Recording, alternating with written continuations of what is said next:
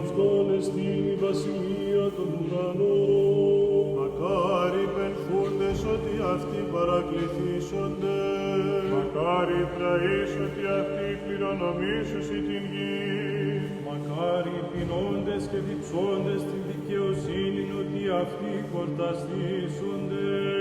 Μακάρι ελεήμονες ότι αυτοί ελεηθήσονται.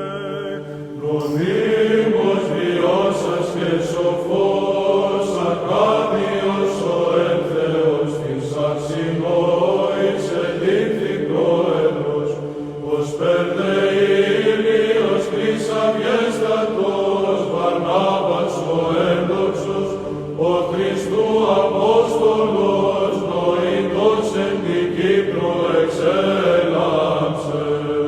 Μακάρι καθαρή την καρδία, ότι αυτοί των Θεών όψονται.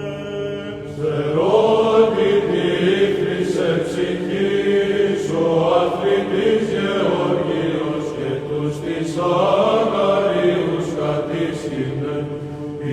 Ιεραρχίας νεφέλη έλαμψε, ως επτός Γρηγόριος, ο κλινός επίσκοπος, γρηγορών εν το θείο θελήματι. Μακάρι ειρηνοποιητού ότι αυτοί θεοκριθήσονται.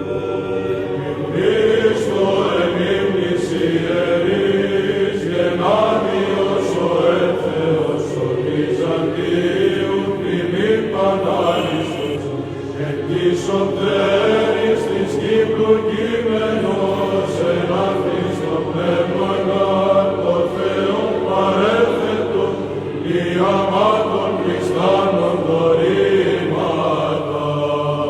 Μακάρι δε διωγμένοι εν την δικαιοσύνης, ότι αυτόν εστίν η βασιλεία των ουρανών.